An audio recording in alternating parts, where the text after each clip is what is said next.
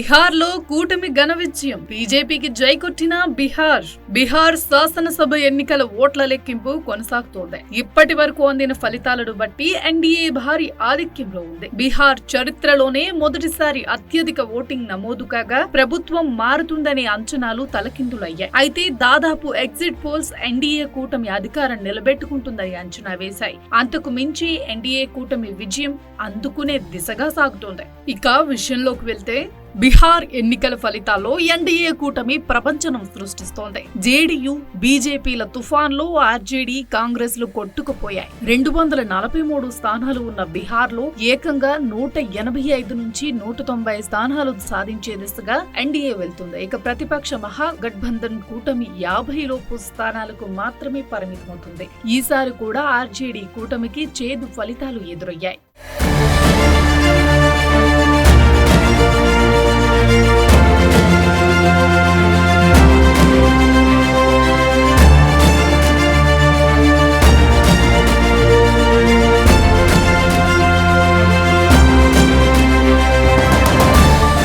బీహార్ నినాదం అబ్కీ బార్ 199 పార్. ఇక ముఖ్యంగా బీహార్ లో కాంగ్రెస్ పార్టీ పరిస్థితి మరింత దీనంగా మారింది. బీహార్ లో కాంగ్రెస్ కన్నా ఎంఐఎం పార్టీ 6 మంది అభ్యర్థులు ముందంజలో ఉన్నారు. హిమాచల్ లో 4 సీట్లలో ఎంఐఎం ఆధిక్యం ఉంటే జోగిహిట్, బైసీ, కోచాధామన్, అమౌర్ లో ముందంజలో ఉంది. ముఖ్యంగా హిమాచల్ లో మహాగఠబంధన్ ను ఎంఐఎం పార్టీ దారుణంగా దెబ్బతీసింది.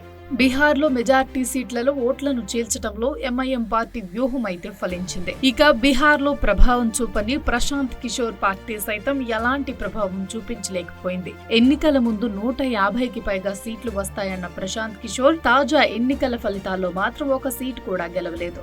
230 సీట్లలో జన్ సూరజ్ పార్టీ పోటీ చేసింది. ప్రస్తుతం 3% ఓట్లతో ఉన్న జన్ సూరజ్ పార్టీ ముస్లింల ప్రాబల్యం ఉన్న హిమాచల్ లో ఎన్డీఏ హవా ఉన్నప్పటికీ సీటు మాత్రం దక్కించుకోలేకపోయింది. ఇక ఈ ఎన్నికల్లో BJP 93, JDU 84, RJD 26, Lok Janshakti party 19, AIMIM 5, Hindustani Awam Morcha 5, Rashtriya Lok Morcha 4, భారత జాతీయ కాంగ్రెస్ పార్టీకి 4, అదర్ 7 సీట్లు వచ్చాయి. అయితే ఎన్నికల నేపథ్యంలో అమిత్ షా నినాదం నిజమవుతుందని చెప్పాలి. అబ్కీ బార్ 160 పార్ అన్న అమిత్ షా నినాదం ఇప్పుడు బీహార్ లో ఊపందుకుంది. ఇప్పటికే 200 మార్క్ దాటి ఎన్డీఏ కూటమి సత్తా చాటింది.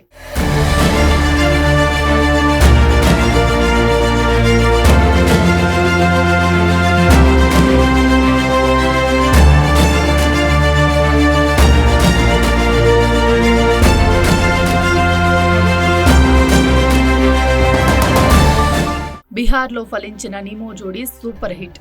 ఈ ఎన్నికల్లో సీఎం నితీష్ కుమార్, ప్రధాని నరేంద్ర మోదీల నిమో జోడీ సూపర్ హిట్ అయింది. 2 పార్టీలు కూడా వ్యతిరేకతను అధిగమించాయి. మరోవైపు ఆర్జేడీ కాంగ్రెస్ కూటమిలో పొత్తుల ముందు నుంచే లుకలుకలు ఏర్పడ్డాయి. ఎన్డీఏ కూటమిలో ముందు నుంచి అన్ని పార్టీలు అయోధ్యలో సీట్ల ఒప్పందాన్ని కుదుర్చుకున్నాయి. ప్రచారాన్ని ఎలాంటి విభేదాలు లేకుండా నిర్వహించాయి. ఇది కూడా ఎన్డీఏ కూటమి విజయానికి దోహదపడింది. ఇక మోడీ ఫ్యాక్టర్, నితీష్ కుమార్ కు ఉన్న క్లీన్ ఇమేజ్ ప్రజల ఓట్లను కొల్లగొట్టడానికి కారణమైంది. ఎన్నికల్లో ప్రధాని మోదీ ప్రచారం కలిసొచ్చింది. తేజస్వి యాదవ్, నితీష్ కుమార్ వయసు గురించి కించపరిచేలా విమర్శలు చేయడం కూడా ఆర్జేడీకి ప్రతికూలంగా జేడీయూకు సింపతిగా మారాయి.